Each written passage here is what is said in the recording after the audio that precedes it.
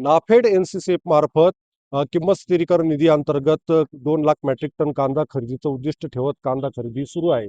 मात्र आता आपण पाहू शकतात का चांदवड येथील नाफेडच्या कांदा खरेदी केंद्रावर मोठ्या प्रमाणात कांदा जो येतो तो सडला आहे, दुर्गंधीयुक्त वास येतोय. ही बाब उघड झालेली आहे. तर यावर बोलण्यासाठी आपल्यासोबत काही शेतकरी आहेत, तर आपण त्यांच्याशी बोलणार आहोत. मला हे सांगा की नाफेड एनसीसीएफ मार्फत 2 लाख मेट्रिक टन कांदा खरेदी केला जातोय. मात्र मोठ्या प्रमाणात कांदा त्यांचा सडल्याची बाब ही समोर येते, काय सांगाल? अवघ्या 1 महिन्यापूर्वी खरेदी केलेला हा कांदा एवढा सडका आहे. आणि जर खरोखर मार्केटमध्ये शेतकऱ्यांकडून कांदा खरेदी करत असताना एवढे नियम निकष हाती लावले होते की कांदा हा साधारणतः 45-50 mm चा असावा, त्याला पत्ती असावी, त्याला काजळी नसावी, असे सर्व निकष लावून शेतकऱ्यांकडून कांदा खरेदी करत असताना मग एवढा निकष लावून घेतलेला कांदा हा अवघ्या 1 महिन्यामध्ये एवढ्या मोठ्या प्रमाणात सडला कसा, हा मोठा प्रश्न आहे. याचा अर्थ नाफेडने मोठ्या प्रमाणात भ्रष्टाचार करून अतिशय कमी दर्जाचा कांदा खरेदी करून शासनाची तर फसवणूक केलीच आहे, परंतु शेतकऱ्यांची मोठ्या प्रमाणात इथं फसवणूक झालेली. नाफेडचा मोठ्या प्रमाणात कांदा खराब होतोय. आज जर बघितलं तर हा कांदा 1235 रुपयापासून ते 2375 रुपयापर्यंत खरेदी केला जातोय.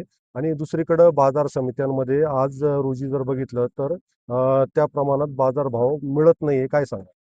ते तर सांगतोय ना का 1200 पासून तर 2300-2350 पर्यंत नाफेड खरेदी करताय. पण खरेदी काय करताय? गोल्टी खरेदी करताय. जिथं माझ्या पाठी मी जिथं बोलतोय आता, मी तुम्हाला जी बाईट देतोय, माझ्या पाठीमागे जे गोडाऊन आहे, गोल्टीने भरले म्हणजे 10 ते 15 mm चा कांदा आहे.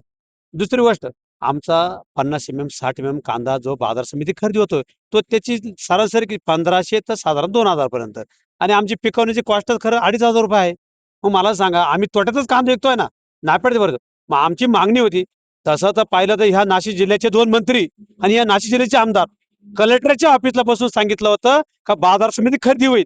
असा कोण बसलेला आहे तो का त्या नाशिक जिल्ह्याच्या मंत्र्याचं ऐकत नाही, आमदाराचं ऐकत नाही, का त्या बाजार समिती खरेदी झाली नाही. हा माल जर आमच्या ओरिजिनल शेतकऱ्याचा घेतला असता तर आज मी सांगतो 4-4.5 रुपये क्विंटल नंतर नक्कीच माल खरेदी झाला असता. पण यांना करायचंच नाही ना, यांना गोल्टी खरेदी करायची आहे.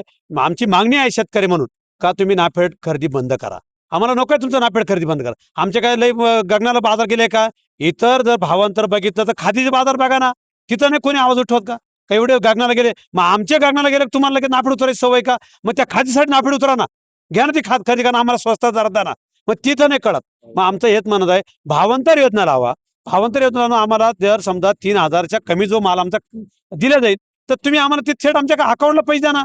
म्हणजे आम्हाला कमीत कमी 500 रुपये जर आमची प्रत्येक क्विंटलला जर कमवायची कॉस्ट आहे का तयार करण्याची कॉस्ट आहे, मग आम्हाला जर 500 मिळत असेल तर आम्हाला 500 नको का? जर तो कांदा कमीत कमी 3000च्या कमी खरेदी झाला तर आलेली रक्कम आम्हाला शासनानं आमच्या खात्यात टाकावं. मला हे सांगा की आता जी URS जी खरेदी होती ही 30 जुलैपासून बंद झालेली आहे. तुम्ही काय सांगाल? खरं तर यांनी आमच्या पहिल्या सुरुवातीला ज्यावेळेस नाफेड चालू झालं, त्या दिवशी आमचे ज्यावेळेस कांदे आणले मार्केटला, त्या दिवशी यांनी सांगितलं का या कांद्याच्या 50 mm साईज पाहिजे, याची अशी पाहिजे. 50 किलोच्या गोण्यामध्ये फक्त 5 कांदे त्याच्यामध्ये त्यांना नाफेडला चालले. आणि आता फक्त ही साईज चालली आहे त्यांना नाफेडला. आणि ही याच गोडाऊनमध्ये नाही तर संपूर्ण जिल्हाभर आणि जिथल्या चांदवडच्या बऱ्याच गोडाऊनमध्ये हीच परिस्थिती आहे. पूर्ण कांदा सडलेला आहे, सगळा गोल्टी कांदा साठवलेला आहे. एकंदरीत पाहता संपूर्ण जो नाशिक जिल्ह्यात शासकीय कांदा खरेदी झालेला आहे, तर हा सडल्याचे बाब जे तर या ठिकाणी शेतकरी सांगताय.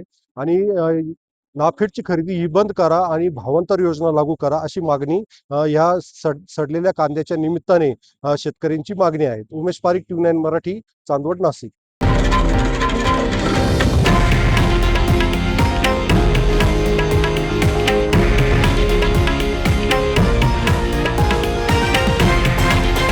हे आहे देशातील नंबर 1 न्यूज नेटवर्क आणि आपण पाहत आहात TV9 मराठी, एकमेव.